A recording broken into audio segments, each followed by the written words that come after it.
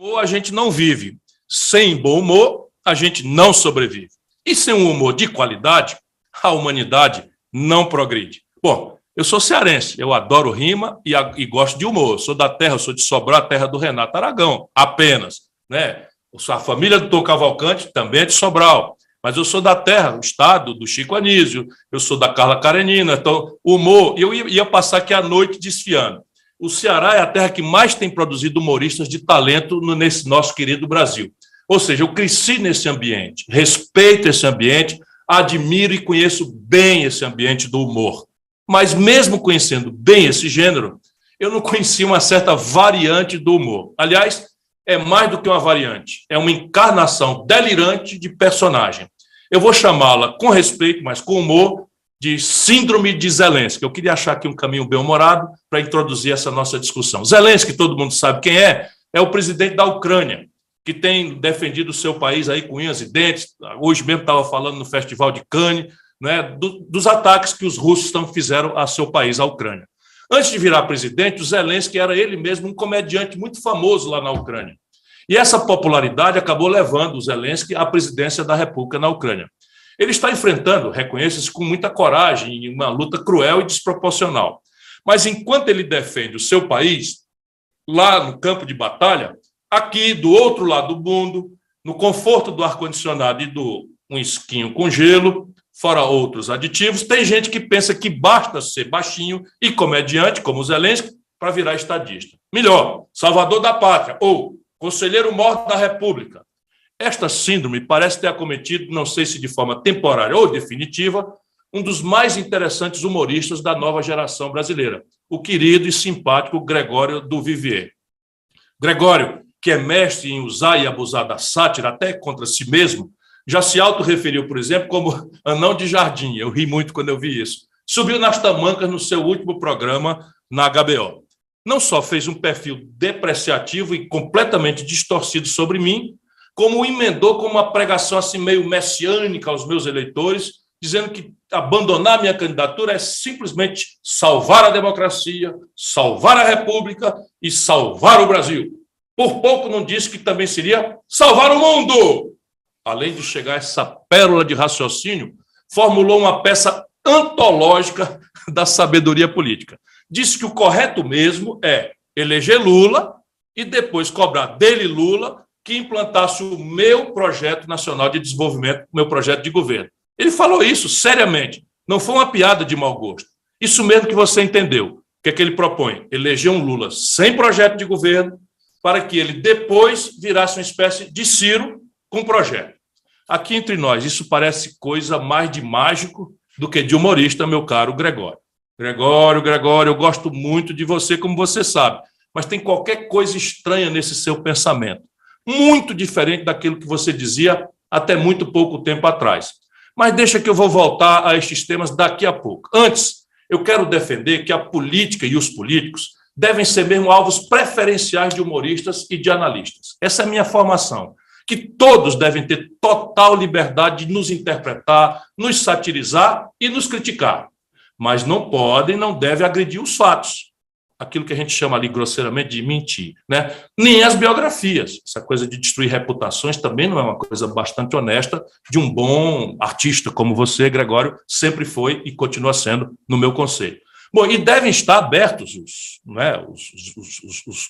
os atores, os artistas, a um debate. Senão, o analista vira uma espécie de mau piadista.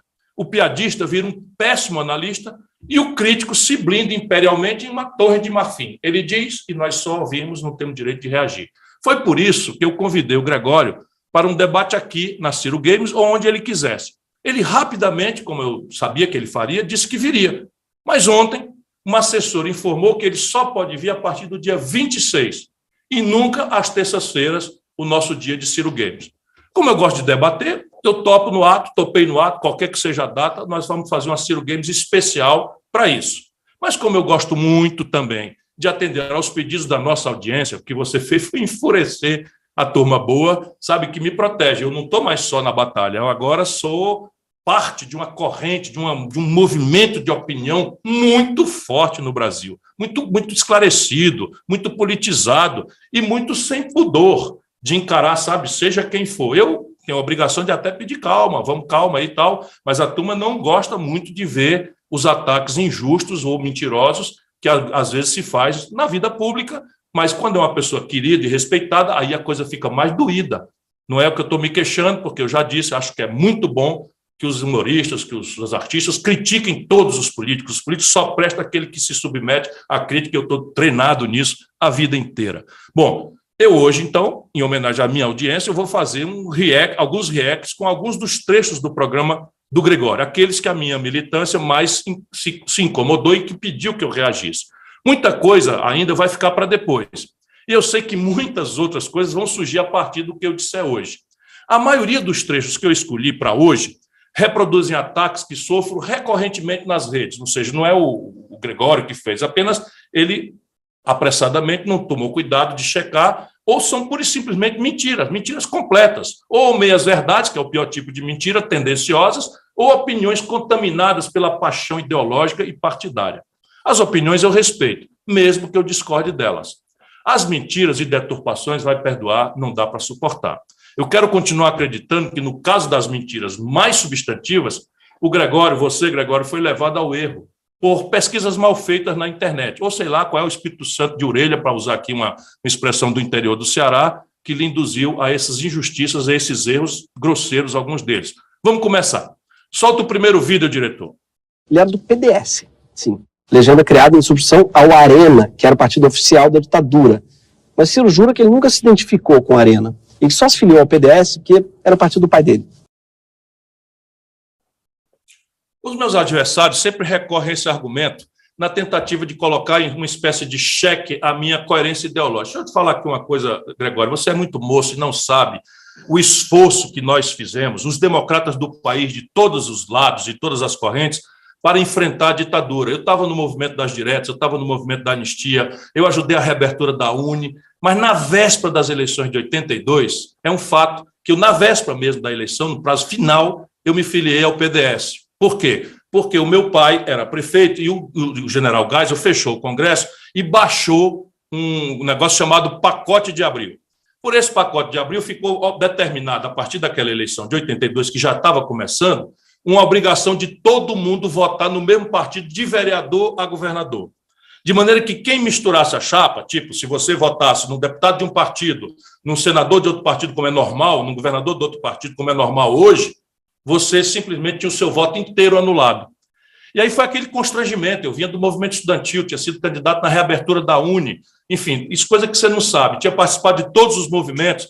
Sabe quem era da Arena mesmo? Você vai ler que isso não desqualifica uma pessoa apenas porque não sei o quê. O Teotônio Vilela. Depois veja aí quem é, o menestrel das Alagoas, um brasileiro absolutamente extraordinário, um herói da luta pela redemocratização. Esses eram os tempos trágicos daquele tempo. Eu só me filiei quando a ditadura já estava se acabando, quando, de fato, a anistia já tinha sido dada, estava todo mundo de volta no Brasil, todas as lutas que eu ajudei a fazer. Bom, eu não podia, portanto, ser candidato, e o meu pai, na sucessão dele, eu não podia ter o voto dele, porque a sucessão dele estava em marcha, eu não podia votar os vereadores de Sobral, votar em mim, porque seria tudo nulo. Foi um dilema tremendo para mim. Eu nunca escondi isso de ninguém, foi um momento trágico, minha vida partidária é trágica. Mas, enfim, para não brigar com a obviedade, o meu pai, como líder político, nem perder boa parte do eleitorado de Sobral, meu município, eu, de fato, concorri pelo PDS. Mas avisei, ali na eleição, nós fizemos um voto camarão, que era o protesto para votar em branco, para governador e senador, e avisei que assim que passasse o processo eleitoral, por conta dessa chantagem que foi criada pela ditadura que eu combati, eu iria para o MDB, que era o partido de oposição. E foi o que eu fiz. Na sequência, eu participei da fundação do PSDB no Ceará, lutando pesado contra a velha política remanescente da ditadura. Vocês aí, os brancos da esquerda caviar, ou os filhos do Bolsonaro, é curioso como o preconceito entra na cabeça até de quem não se suspeita que seja preconceituoso, né, me chamam de coronel. Essa Gleisi Hoffmann, olhinho azul, sobrenome alemão, ali do Paraná e tal, é igualzinho o filho do Bolsonaro, igualzinha, me chama de coronel. Não tem a menor coerência com a minha luta. Sabe, eu ajudei o Tasso Gereissati a fazer uma revolução no estado do Ceará. Eu tinha 28 anos de idade, quando nós fizemos uma mudança profunda não é? E quando eu tive que fazer aquela coisa, eu já tinha passado todo o processo de ditadura, já tinha uma abertura, já tinha feito como eu já falei. Enfim, o que talvez fique claro nesse momento não é qual razão em você, inclusive, dizer que votou em mim e vai buscar, na minha origem, com 25 anos, uma incoerência, uma contradição desqualificadora, pelo menos pelo tom de voz que você fez. Meu irmão, devagar com andor, né? Não quero calçar o sapato do Teotônio Vilela, mas o Teotônio Vilela era da Arena e foi um campeão da luta pela redemocratização no Brasil, sabe, com câncer, rodou o país inteiro. Pode ter clareza disso, que o Brasil é parte do que é hoje a democracia, a sua liberdade, porque muitos de nós estávamos na luta para restaurar a nossa condição de liberdade. No regrets, sem arrependimento, mas me senti injustiçado com esta deformada informação na sua boca, meu irmãozinho. Mas vamos agora a uma informação completamente infundada. Olha como eu estou falando. Ciro Gomes é agressivo, não sei o que e tal, mas você reproduziu ou criou uma informação completamente falsa no seu programa. Roda o vídeo, diretor. Naturalmente, ele acabou ficando pouco no MDB e foi indo para o PSDB, rapidinho. Foi enquanto estava no PSDB que Ciro ocupou o seu primeiro cargo nacional, sendo ministro da Fazenda durante o governo Itamar, no início dos anos 90, ajudando a implementar o Plano Real. Mas ele ficou só 4 meses no ministério. Depois de várias declarações polêmicas, ele foi afastado do governo Itamar, uma vez que o PSDB entendeu que o seu temperamento estava atrapalhando a imagem do governo às vésperas da eleição do Fernando Henrique. Aí não, viu, Gregório? Aí não. Aí é uma coisa absolutamente grosseira que me faz desconfiar, por enquanto, ainda se você tem direito de pedir desculpas, todo mundo pode se enganar, né? Me faz desconfiar da sua honestidade intelectual quando você faz isso. Eu não fui afastado do governo Itamar nenhuma vez. Eu fiquei ministro da Fazenda do Itamar até o último dia do mandato dele. Aliás, eu fiquei um dia a mais, porque eu tive a tarefa de entregar o ministério para o Pedro Malan no dia 1º de janeiro, não é, de 1995. E o Pedro Malan era o meu presidente do Banco Central. Agora, não sei se é para desqualificar, mas assim, passou muito rápido, mas eu costumo trabalhar com muita intensidade.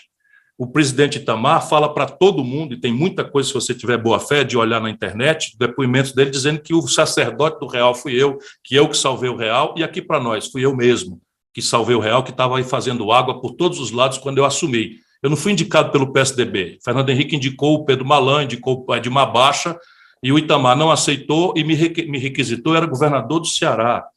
Renunciei para servir ao Brasil, o cidadão. Cidadão não, vou voltar aqui ao meu amor ao humor. Gregório do Vivier, meu querido. Não é? Eu saí, me arrisquei, sabe, a ser, inclusive, responsável pela tragédia do real que estava fazendo água. Eu criei ali naquele tempo, eu criei a TJLP, que você não tem ideia do que seja, nem é obrigado, mas é a taxa de juros de longo prazo para proteger o empresário brasileiro da taxa de juros mais abusiva, que eu estava conversando com o Eduardo Moreira agora há pouco, e separei a taxa de juros do financiamento da produção, criando a TJLP, que essa gente agora, depois do golpe, cancelou. Eu criei a lei brasileira de participação dos trabalhadores nos lucros e resultados das empresas. E agora tu tem ideia do que é isso? Não. É assim, olha, hoje os trabalhadores brasileiros, humilhados como estão, só tem um ganho acima da inflação nos últimos anos, aquele da lei que eu criei, não é? Convenci o presidente Itamar de que quando a empresa vai bem e tiver um lucro, ela tem que distribuir uma parte desse lucro com os seus trabalhadores. Chama a Lei de Participação, PLR, Participação nos Lucros e Resultados da... Eu fiz a intervenção do Banespa, irmão, que era um emissor secundário de moeda, um momento de roubalheira e de corrupção. Tudo isso foi ali nesse período, displicentemente. Eu nunca fui indicado pelo PSDB, ao contrário, o Fernando Henrique me vetava completamente. Porém, o Fernando Henrique me pede para ser ministro e manda eu escolher qual é o ministério que eu me sentiria bem, só para você saber como não é verdade, grosseiramente não é verdade isso que você fala, sabe? Não é humor isso é uma coisa muito ofensiva, muito grave, não é? O Fernando Henrique me pediu, escolha o ministério, e está no livro dele, pede às pessoas para te mostrar, ele diz lá que eu respondi com um sonoro não. Sabe por quê? Porque o Fernando Henrique já estava traindo os postulados do PSDB que eu ajudei a fundar no Ceará. E eu preferi ir para Harvard, depois você também faz um deboche sobre isso. Mas, enfim, minha tarefa como ministro da Fazenda foi colocar a casa em ordem. E para colocar a casa em ordem, eu tive que contrariar interesses poderosíssimos de quem estava lucrando com aquele caos completo. lutei contra a bandalheira nos bancos públicos, onde o Banespa era o caso mais notório, como eu já falei, acabei com a farra dos grandes especuladores nas vendas dos comércios, cobrei impostos sobre os lucros e dividendos dos patrões, que depois foi revogado pela turma que você defende aí. Só o Brasil e a Estônia não cobram. Foi muito duro do Vivier, muito duro, mas valeu muito a pena. No final do governo Itamar, a inflação despencou para perto de zero. O Brasil registrou um dos maiores, o maior superávit da história. Você sabe o que é isso? É o seguinte, num país em que o buraco nas contas do governo é o maior do mundo, ciclicamente, eu produzi a maior sobra de recursos na boca do caixa no ano de 94, 5,2% do PIB, e entreguei o Brasil com uma das menores taxas de desemprego de toda a nossa história. E esta é a minha vida. Bom, enfim, eu tenho muito orgulho desse trabalho que, sinceramente, volto a dizer, eu acredito que salvou o Plano Real. Evitou que ele caísse na vala comum, onde fracassaram tantos planos anteriores. Você também não deve ter parado para pensar sobre isso. Eu fiquei até o último dia do governo Itamar e contando com a sua absoluta confiança. Terminado o governo, eu não aceitei, volto a dizer, convite do Fernando Henrique para fazer parte do governo dele. Mas fui convidado, preferi ir para Harvard estudar e escrevi um livro junto com meu amigo professor Roberto Mangabeira Unger, o mais jovem titular da Universidade de Harvard da história, né, o primeiro livro numa língua latina com uma crítica fundamentada ao neoliberalismo. O próximo passo, uma alternativa prática ao neoliberalismo. Esse livro foi traduzido no México, foi traduzido nos Estados Unidos. E depois, quando eu voltei, 2 anos depois de ter sido governador, fui trabalhar na iniciativa privada. Uma opção, aliás, também ironizada pelo Gregório, que achou que era um emprego modesto por ser uma empresa no Ceará. Como piada até vale, mas jamais como crítica política. Ou será que é o preconceito inconsciente contra nordestino? Solta o vídeo aí, diretor, para a gente ver o que ele disse sobre isso. Era ministro da Fazenda, o cara saiu do ministro da Fazenda para Harvard, onde ele ficou 2 anos e voltou para trabalhar no Beach Park, provando que o ensino norte-americano não te garante grande coisa. Segundo um dos sócios do Beach Park, o Ariel do Pinho, o Ciro deu uma estrada de presente para o Beach Park, quando ele era governador, além de ter ajudado a empresa com publicidade. Bom, aqui nós vamos por partes, inclusive essas gargalhadas aí. Bom, tudo bem fazer graça com o fato de eu, um ex-ministro da Fazenda, ter ido trabalhar no Beach Park.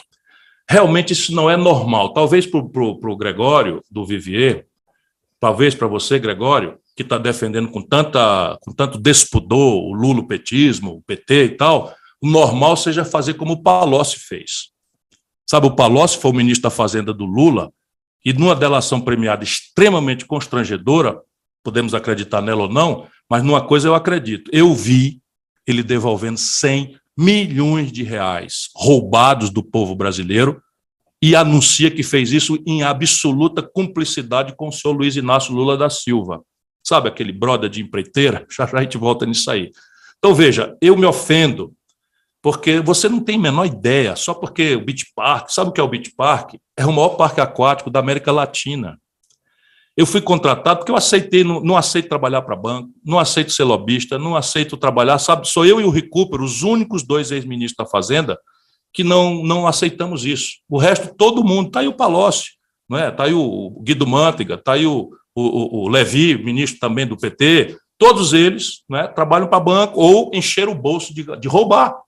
Como eu nunca roubei nada de ninguém, eu preciso trabalhar, sabe, sustentar minha família, e achei que lá no Ceará eu podia fazer. Agora, eu dei uma estrada. Como é isso? Você está insinuando que eu arranjei um emprego, ganhei um emprego para trabalhar com gargalhadas ao fundo, em troca de uma estrada que eu teria dado, é isso mesmo, ô Gregório? Isto eu não posso aceitar, senão a você entendendo que você está de boa fé nessa brincadeira. O Arialdo, que você cita, nunca foi o dono do Beach Park. O Arialdo era um sócio minoritário. O estado do Ceará obedece a um planejamento. Todas as estradas do estado do Ceará, de acesso ao litoral, milhões de brasileiros conhecem o litoral do Ceará, foram duplicadas, melhoradas por todos nós governantes que executamos o mesmo plano o tempo inteiro. Agora, por exemplo, a estrada do Beach Park acabou de ser renovada, duplicada pelo governador Camilo Santana, meu companheiro, mas do PT. Alguém vai suspeitar que o Beach Park é o maior fator de atração de turista do Ceará. Todo mundo que vai no Ceará vai, muitas vezes, com a referência de conhecer o Beach Park. E eu fui diretor financeiro lá. Fui diretor financeiro e tinha um salário. tudo declarado no imposto de renda, dava o meu expedientezinho diário lá, trabalhava muitas vezes fora do expediente, porque a minha tarefa era reestruturar toda a estrutura financeira do Bitpark, trabalho que eu fiz, né? Trabalho que eu fiz com muito gosto, porque eu também tenho muito treinamento em gestão mesmo privada. Mas vou repetir para você, todos os governadores do Ceará, de Tasso Gereissati a todos, nós fizemos estradas no caminho do Beach Park, do litoral leste, até Canoa Quebrada, está tudo duplicado, até Canoa Quebrada, até Aracati, tudo duplicado. Estamos duplicando para o outro lado, para o litoral leste, para o litoral oeste do estado do Ceará. Quem vai para o Cumbuco já vai no estado duplicado. Visita o Ceará, passa um dia lá conosco, vai ver que as estradas do Ceará, sabe, não tem 1 quilômetro sequer, para não fazer uma insinuação dessa, debochando, né? Porque você não sabe não que no Nordeste também tem empresas bastante interessantes. Deixa eu te passar aqui algumas coisas. A maior empresa brasileira de massas alimentícias pertence ao Ceará, Grupo Hermes Dias Branco. Não é? Nunca trabalhei para eles. A maior empresa de água mineral brasileira do Brasil é uma empresa cearense, o Grupo Edson Queiroz. Também nunca trabalhei para eles. O maior exportador brasileiro de calçados, não produzia nenhum, e eu consegui levar para o Ceará. Hoje estão empregados aí mais de 50 mil cearenses, é a Grendene.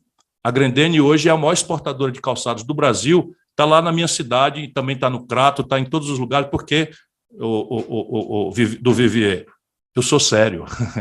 Guardadas as proporções, e isso não vai nenhum preconceito, incentivar o turismo, apoiar todas as estruturas de turismo, entre elas o Beach Park, mas todos os outros que estão na orla, é mais ou menos o que a Prefeitura de São Paulo faz para apoiar as provas de Fórmula 1, que é um dos eventos capitalistas do mundo, mas nem por isso dispensa os investimentos públicos em segurança, trânsito, manutenção do autódromo de Interlagos e por aí vai. Ficou claro? Então vamos esclarecer outro ponto levantado pelo Gregório. Pode soltar o vídeo, diretor. Em 2014, o Ciro apoiou de novo a Dilma para a presidência, dizendo que a Aécio ou o Eduardo Campos seriam piores que ela e que tinha nojo do discurso ambientalista de Marina Silva. Aqui tem outro equívoco seu, vou chamar de equívoco do seu programa. Eu vou ler a frase que serviu para alimentar essa manchete. Abre aspas. Diante da admiração de um pedaço importante da sociedade brasileira, os artistas e os intelectuais, a Marina desconhece que o agronegócio paga a conta. Tem um nojo a esse tipo de discurso, que é até simpatiquinho, mas é mentira. Fecha aspas. Então, veja, eu não estava criticando o ambientalismo, eu sou pioneiro dessa luta. Eu fundei a primeira Comissão de Meio Ambiente da Assembleia Legislativa do Estado do Ceará, ainda quando eu tinha 27 anos, deputado estadual. É de minha autoria o primeiro movimento em direção a criar a área de proteção de Jericoacoara, que hoje é uma unidade de conservação federal. Enfim, tudo isso eu tenho uma história nesse assunto. Muito menos, meu caro Gregório, a pessoa da Marina, que todo mundo sabe, é uma querida amiga, e uma pessoa que merece o respeito de todo o Brasil, de todos os brasileiros. Mas, assim, um detalhe do discurso ambientalista da época que eu precisava criticar, porque ela incorporava e eu achava superficial. Veja bem, é razoável dizer que o agronegócio é uma coisa ruim para o Brasil? Só quem não conhece o país. Quando a gente acaba o ano, Gregório, e a gente faz a conta em dólar do que o Brasil manda para o estrangeiro de produtos industriais, e o que o Brasil compra de produtos industriais do estrangeiro, o buraco na conta, mesmo o país sem crescer, chega a quase 130 bilhões de dólares. Se a gente não tivesse o agronegócio, o petróleo, a mineração, para pagar essa conta, a nossa taxa de câmbio ia lá para R$10, R$15 por real e por dólar, e a inflação explodiria no Brasil. Esse é o meu argumento, e a gente tem que separar o joio do trigo, porque existe muita gente, para quem conhece o Brasil como eu, que não está aí no Leblon, né, fazendo esse esquerdismo caviar, bem intencionado, não duvido, mas que não conhece a vida brasileira. O que tem de gente nesse país produzindo em bases sustentáveis, respeitando o meio ambiente, respeitando os trabalhadores, respeitando as comunidades tradicionais, a gente tem que separar dos bandidos. E hoje, infelizmente, estão aí misturados uns com os outros. Sabe o que é que serve para isso, do Vivier? Só serve para jogar esse povo nas mãos do Bolsonaro. Isso é esse tipo de generalização, de leviandade, vai me desculpar, é que joga esse mundo aí na mão do Bolsonaro. E eu estou noutra, eu estou querendo separar o joio do trigo, sabe? Quem trabalha direito, quem trabalha decente, tem que ser apoiado, respeitado, e essa foi a minha discussão com a Marina.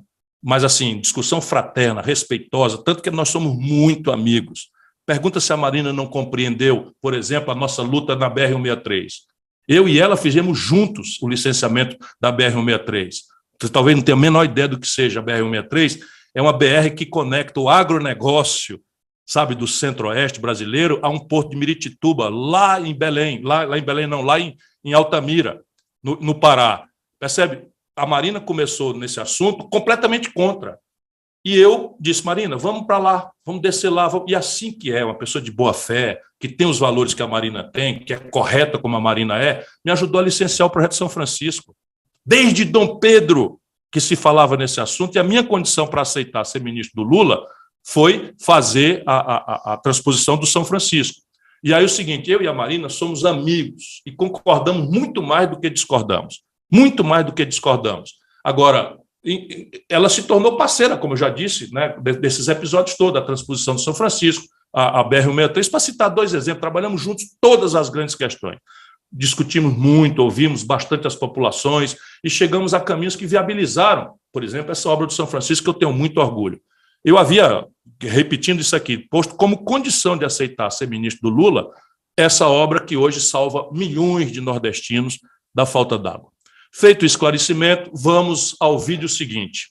É quando o Gregório, não podia deixar de ser, fala da minha ida a Paris. Solta o vídeo, diretor.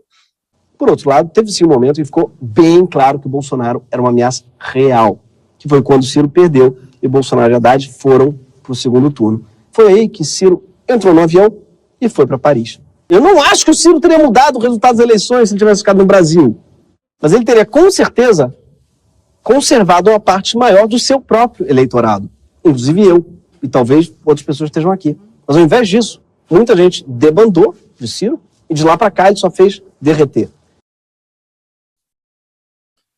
Quanta modéstia, senhor Gregório. Eu não desreti coisa nenhuma, eu continuo aqui, ó, firme como uma rocha, ao lado de muita gente, pode acreditar, muita gente que continua dando duro para mudar o Brasil de verdade. Mas voltemos um pouquinho no tempo. Logo na noite do resultado do primeiro turno, eu anunciei o meu voto contra o Bolsonaro. No dia seguinte, votei, junto com a executiva do meu partido, o PDT, o apoio crítico ao PT. E deixa eu corrigir com todo bom humor e verdade essa piada malévola, que, a bem da verdade, não foi inventada pelo Gregório. O grande mentiroso disso se chama Luiz Inácio Lula da Silva. Eu não peguei avião para Paris, eu fui para Lisboa. Aproveitei o voo mais barato e mais direto de Fortaleza para a Europa. E voltei na véspera da eleição, Gregório, em tempo de votar no Haddad. Não estou arrependido, não, mas até hoje eu pago muito caro. E tudo isso está documentado, está registrado. Se não fosse tanta leviandade, veja esse telejornal do dia da votação do segundo turno. Roda o vídeo aí, diretor. Ciro Gomes chegou na sexta-feira à noite. Nesse domingo, votou anunciando que fará oposição ao presidente eleito Jair Bolsonaro. É preciso votar pela democracia, contra a intolerância, contra a discriminação. Mas passado isso, o que quer que seja o resultado, o Brasil vai entrar num momento gravíssimo, né, de aprofundamento da divisão, do estigma do ódio, da violência política. E eu que já venho tentando denunciar isso há algum tempo, agora darei coerência. Eu vou proteger o povo brasileiro daquilo que eu puder, criando um caminho novo fora dessa polarização odienta. Tá vendo aí, Gregório? Em suma, eu fiz o que era possível fazer por um partido, o PT, que me hostilizou, como me hostiliza, durante todo o processo eleitoral. Depois que eu me recusei a participar de uma farsa desonesta, bandida, que era apoiar a falsa candidatura do Lula, vestindo o figurino de vice, mesmo sabendo que ele, preso e condenado, não poderia concorrer. Eu fiz o melhor que eu podia, porque se eu fosse para a campanha no segundo turno, é justo, toda a imprensa ia me cobrar, né? E eu ia provavelmente atrapalhar, porque muito mais atrapalhar do que ajudar, porque a imprensa ia me cobrar, porque eu não ia ter como negar as críticas que eu tinha feito no primeiro turno.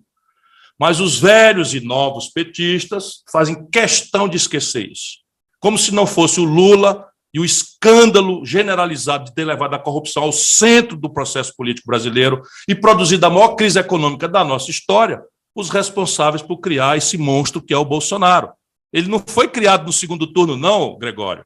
Ele foi criado antes. Todas as pesquisas mostravam que o PT era o grande perdedor daquelas eleições e que só eu tinha chance de derrotar o Bolsonaro. Quantas vezes, meu irmão que estiver aí nos ouvindo, se estiver em dúvida, faça essa pesquisa, veja se é verdade ou não. Mas fica aí, o seu Lula conseguindo que gente boa como você repita essa história falsa de Paris, porque é uma cortina de fumaça muito conveniente para fazer o nosso Brasil esquecer que a principal razão da vitória do Bolsonaro e de muitos governadores na época, Witzel aí no Rio de Janeiro, Dória em São Paulo, Eduardo Leite no Rio Grande do Sul, Zema em Minas Gerais, a força foi o antipetismo. Ela está vivíssima, essa força do Vivier.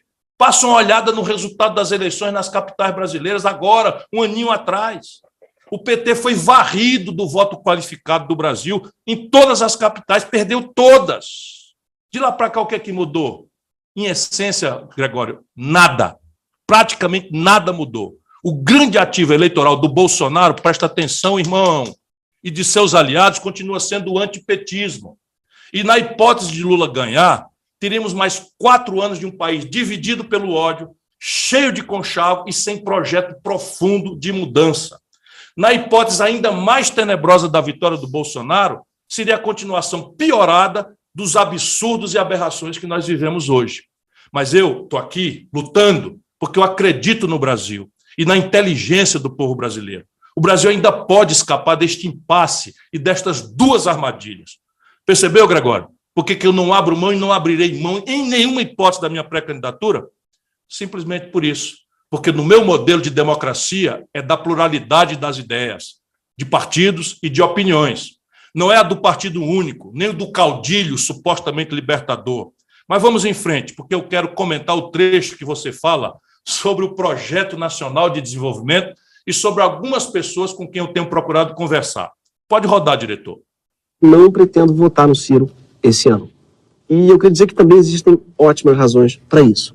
Primeiro, eu não vou votar no Ciro porque eu acredito que não existiria a menor chance dele implementar esse projeto ambicioso, do qual ele tanto se orgulha, com a base política que ele tem articulado. Base política é esta que, no momento, é composta por esse tipo de pessoa. Notícia quente, Ciro Gomes, hein, Renata? Pode ter um vice. Gente, pense nessa chapa. Quem é, Renata? Datena, apresentador José Luiz Datena. Cabo Daciolo, Luciano Bivar. Eu estou falando de Aldo Rebelo. Em 2018, Bivar era o presidente do PSL. Sim, ele é o dono do número 17, ele era. Foi ele que deu um partido para o Bolsonaro, para Carla Zambelli, para o Daniel Silveira. Foi ele que falou, venham. Agora, em 2022, o Bivar está tentando fazer o Ciro se aproximar de outros nomes da, aspas, terceira via. Eu nem vou falar do Cabo Daciolo. Daciolo, que o seguiu a campanha do Ciro dizendo que, aspas, o Espírito Santo começou a me incomodar para ir orar com o Ciro. Gregório, eu quero me acalmar aqui, mas deixa eu começar falando uma coisa óbvia. Quem tem de explicar suas alianças não sou eu. Eu não tenho aliança até agora com ninguém.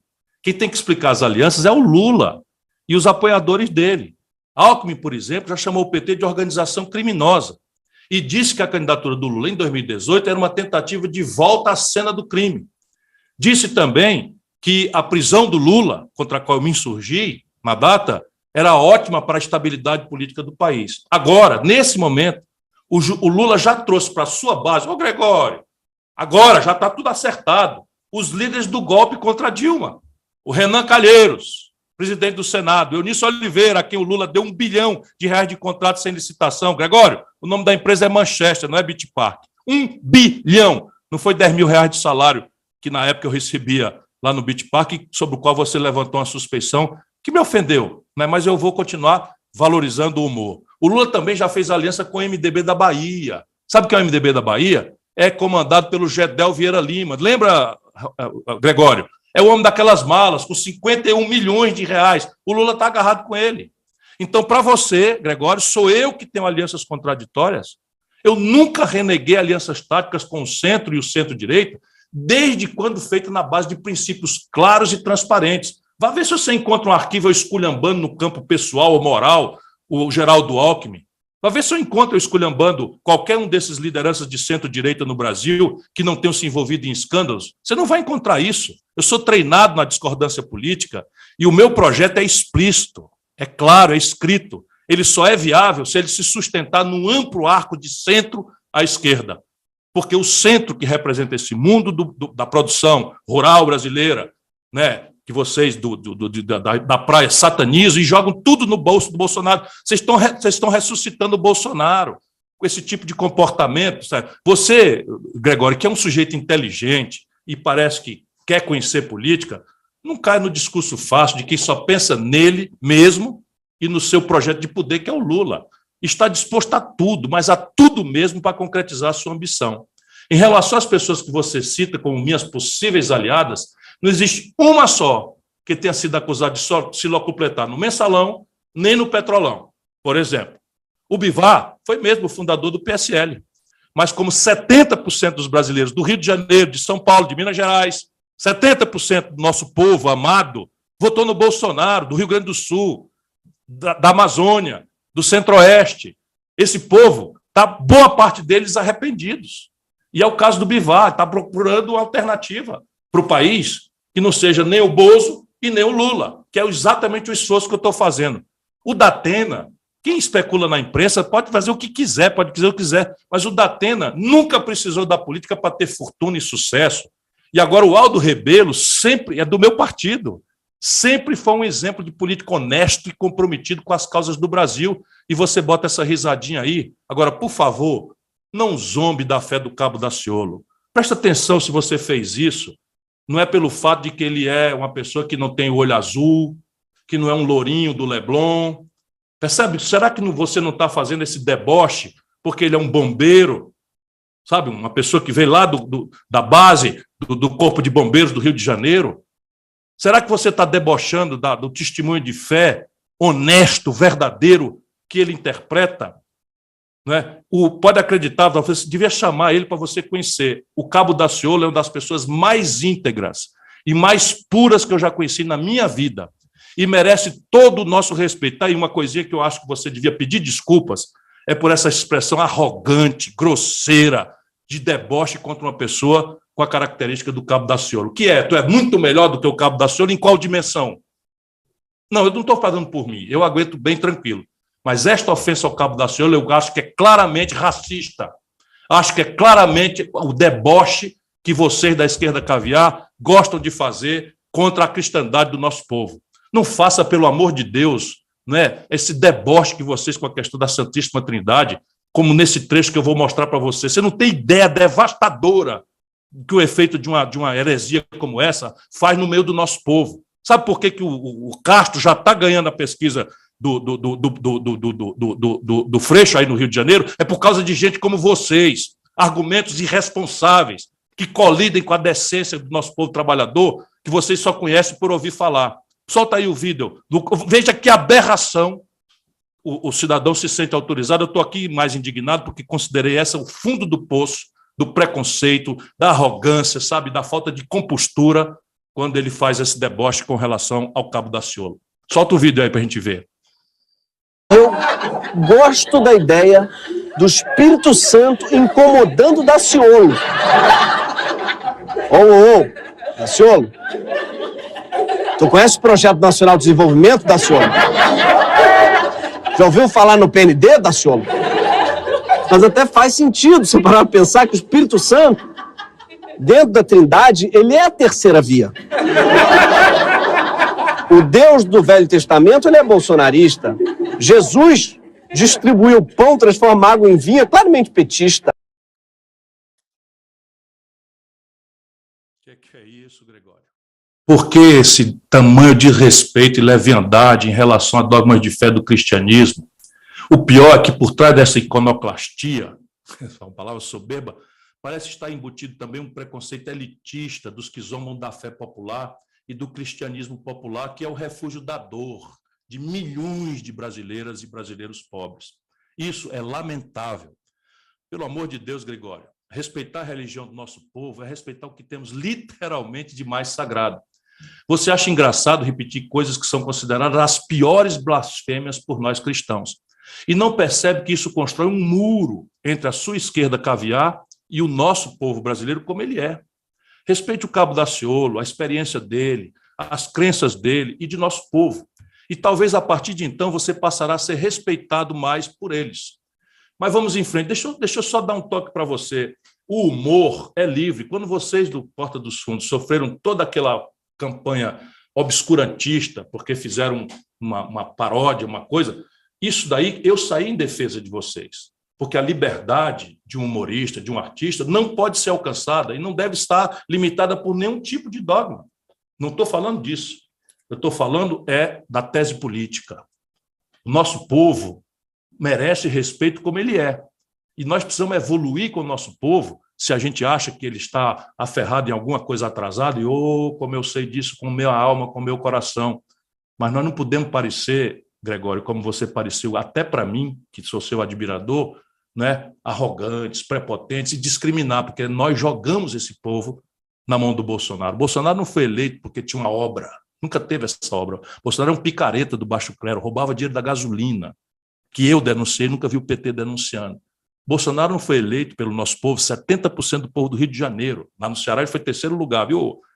Só para contar para você aqui, no Ceará o Bolsonaro tirou o terceiro lugar, teria ficado fora do segundo turno. Não é? Então, mas vamos lá, no Rio de Janeiro, onde vocês fazem esse tipo de atuação, 70% em números redondos votou nessa gente, como votou no Crivella, como votou no Witzel, como está votando agora no Castro. Sabe por quê? Por causa de vocês. Sabe? Por causa dessa arrogância, por causa dessa prepotência, por causa dessa falta de mínimo respeito com a vida do povo, como ele é.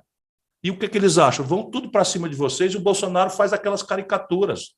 O Bolsonaro desqualifica, veta, estima a cultura, por quê? Porque o Bolsonaro tem essa intuição, não é? De que vocês são vistos pelo povo como essa gente estranha, que não os respeita.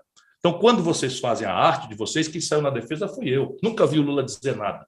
Fui para cima, defender a liberdade de expressão, a liberdade e tal. Agora, quando você for avançar como cientista político, com essa arrogância de dizer quem pode e quem não deve ser candidato, a tal distância do processo, a premissa de tudo são pesquisas, quase todas pagas por bancos. Gregório, para um pouquinho e olha o que as pesquisas diziam nas eleições de 2018, em maio. Para um pouquinho, meu irmão. Respeita o povo, dá direito ao povo de ter alternativa. Força o debate, cara. Senão, vocês vão ver no fim disso aqui. Olha, ok, vamos continuar. No próximo vídeo, expõe um conceito um tanto estranho que o Gregório tem sobre a democracia e a defesa das instituições. Pode rodar, diretor. Pelo cenário de hoje, vai sim ter um segundo turno entre Lula e Bolsonaro, e isso é um puta problema. Porque talvez o Brasil não aguente um segundo turno com o Bolsonaro no páreo. Quando o Ciro prioriza o seu projeto presidencial, ele faz exatamente o que ele criticou o PT em 2018. E ele perde de vista que nessa eleição o Brasil precisa garantir a existência da própria democracia. Gregório, muita força, muita segurança, muita sabedoria. Não está muito cedo não para você nessa incursão. Só um minutinho, Gregório. Nós estamos em maio. O primeiro turno é dia 2 de outubro. Então ainda muita água vai rolar debaixo dessa ponte. Isso é o óbvio, o lulante, como diria o grande Nelson Rodrigues. Mas o que me causou mais espanto nessa sua fala é quando você disse que eu perdi de vista o sentido da democracia. Acha mesmo? Muito pelo contrário, Gregório. Eu tenho a exata noção do que está em jogo e do que é a democracia. O que está em jogo é a mudança ou não de um mesmo modelo político e econômico que vem desde o Fernando Henrique e é seguido com fidelidade canina, sabuja, vergonhosa, corrupta, tanto pelo Bolsonaro quanto pelo Lula, com os resultados que estão aí: fome, miséria e desemprego. Para mim, democracia é obrigar os candidatos a debater os problemas do país, a sugerir alternativas, que é exatamente o que eu estou tentando fazer todo dia. Propor que todos os candidatos que defendem a democracia devam renunciar em favor de Lula é o que pode haver de mais antidemocrático. O nós contra eles, que o petismo inventou e o bolsonarismo reproduziu com gosto, são a causa do problema e não a solução, como você, Gregório, muito seguro, muito sabidão, né, está continuando a defender. É mais do que ingenuidade imaginar também que uma suposta vitória apertadíssima em primeiro turno abafaria polêmicas, reações ou contestações espúrias. Por favor, Gregório, um comentário como esse não faz jus à sua inteligência nem à dos brasileiros. Próximo vídeo, diretor. Mas a essa altura, está ficando bem claro que só tem um jeito de tirar o Bolsonaro do segundo turno. É fazer Lula ganhar no primeiro. E aí sim, uma vez salva a democracia, a gente conseguir ter chance de fazer pressão para quem sabe avançar aquilo que o Ciro tem de melhor, que é o Projeto Nacional de Desenvolvimento. E forçar que Lula comece a fazer o que o PT nunca fez enquanto esteve por mais de 12 anos no poder. Taxar grandes fortunas, reindustrializar o Brasil, enfrentar o baronato rentista, seja compondo com o governo, seja batendo forte no Lula para eleger o Ciro em 2026. Aqui, sinceramente, eu fiquei na dúvida se o Gregório estava brincando ou não. Se ele estava fazendo piada ou falando sério. Porque ele tem esse jeitão assim. Quer dizer que a minha missão e o poder são tão milagrosos que eu tenho não só o poder de salvar a democracia, como também a missão de fornecer um programa de governo para o Lula, que não tem nenhum. Que é preciso eleger o Lula para implantar o programa que eu tenho clareza e coragem de defender. Isso só pode ser piada. Ô, Gregório, sabe por que o Lula não tem um programa de governo? Porque não tem coragem nem interesse em contrariar o sistema que está aí, vendeu-se para eles. Simples assim. Ele e o PT ficaram 14 anos no poder e nunca, em momento algum, ameaçaram acabar com as mamatas e os privilégios dos super ricos e super poderosos desse país. Muito pelo contrário. Quer exemplos mais recentes? O PT e o Lula já mandou avisar que no hipotético governo Lula vai manter a atual diretoria do Banco Central. Tem mais. O Lula já declarou publicamente que acha impossível reindustrializar o Brasil e foge do tema da cobrança de impostos sobre lucros e dividendos dos super ricos, como o diabo foge da cruz. A realidade é essa, Gregório. Para resumir, eu deixo a palavra final com alguém que parece conhecer muito bem o que Lula e o PT representam para o país. Você mesmo, Gregório. Eu vou mostrar 2 vídeos, um mais antigo, outro mais recente, que resume o que você achava tempos atrás e que é exatamente o que eu continuo achando até hoje. Pode soltar, diretor. Você acredita na inocência do Lula? Não, de inocência em relação ao quê? Todas as acusações que vêm... Cara, uma pessoa para ser presidente do Brasil 8 anos já não acredita na inocência, 4 anos também não. Uma pessoa por ter passado a ser um ministro já não acredita. Quanto mais o Lula, que ficou 8 anos. O Lula tinha uma relação muito promíscua com a empreiteira, cara, um negócio muito nefasto. Porra, não, porque o pedalinho talvez não tenha sido dele a prova. Para mim, só do cara ficar se reunindo com... Já não era mais presidente, ficar se reunindo com o presidente da OAS, mostra muita promiscuidade hoje do setor público com o privado. Você apoia a cassação da chapa Dilma Temer? Claro. Isso, para mim, é outra crítica que a gente tem que fazer à esquerda. Cara, como é que pode que o PT agora é contra? Não, fora Temer não, porque a Dilma vai junto. Dilma já caiu e tem que cair. Pô, o impeachment, para mim, pelo TSE, não é golpe. Não é. Por quê? Por que eu achei o outro impeachment golpe? Porque foi feito por um bando de deputados corruptos e pelo próprio Temer, que é um corrupto, juntos para roubar mais aquele impeachment. O impeachment do TSE, por Caixa 2, ele é justo, porque houve Caixa 2 pra caralho. As eleições foram uma palhaçada, a gente tinha que dar reset, recomeçar do zero. O Lula, que tá falando que quer ser candidato, ele, a favor ou contra o Lula, ele se candidatando e ele se elegendo, não deixa o país ainda assim quebrado e na confusão? Cara, eu falei isso há pouco tempo, é muito louco que a grande esperança nacional da esquerda seja o Lula. Eu não acho isso bom, sabe? Porque é um cara da velha política. O Lula é brother de empreiteira, pegou lá o negócio, não pegou o apartamento, ele é irmãozão do cara do OAS, é brother do cara da Odebrecht, do Marcelo, do Emílio. Não pode ser essa a esperança, cara. É isso mesmo, Gregório. O Lula não pode ser a esperança desse país. Pena que você não estava aqui hoje, como eu gostaria, para explicar por que mudou de opinião, apesar de serem opiniões muito duras, muito graves. É difícil explicar que o cara é picareta, desonesto, brother não sei de quê, e agora é a única esperança de salvar a democracia. É muito, muito difícil, isso é um curto-circuito grave. Bom, eu espero que você, no dia 26, possa então vir para a gente trocar uma ideia, ou no qualquer outro dia que você quiser. Quem sabe isso possa ajudá-la a recuperar a esperança que já teve um dia, sobre a possibilidade concreta de nós termos uma outra alternativa para o Brasil, que não seja nem o que está aí, a boçalidade selvagem do Bolsonaro, nem uma volta a um passado que criou o que está aí. Ou você acha que o Bolsonaro se elegia se não fosse a brutal contradição escandalosa do modelo de poder do Lula, que é a corrupção levada ao centro do poder? Quem fez o impeachment foi essa gente aí, ladrões, não sei o que e tal. Quem fez o impeachment foi o Senado, irmão. Quem fez o impeachment foi o Senado. Sabe quem presidiu e votou nessa sessão? O Renan Calheiros. Sabe quem estava ali liderando o MDB? O Eunício Oliveira. é a mesma gente com quem o Lula anda hoje.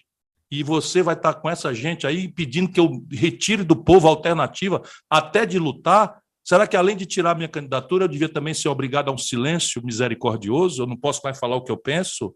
Será? É isso mesmo? Para um pouquinho. Eu espero que a gente se encontre aqui, e tanto mais será recebido com todo carinho, com admiração, com carinho. Tá? Mas, irmão, uma coisa é uma coisa, outra coisa é outra coisa. Se você quer fazer ciência política, se você quer usar o seu carisma, a sua força, isso é muito legítimo. Mas vá com mais jeito, vá com mais cuidado. Bom, vida que segue. Vamos em frente, Gisele? Vamos em frente. Muito bom o react, eu gostei. Vai dar o que falar, com certeza.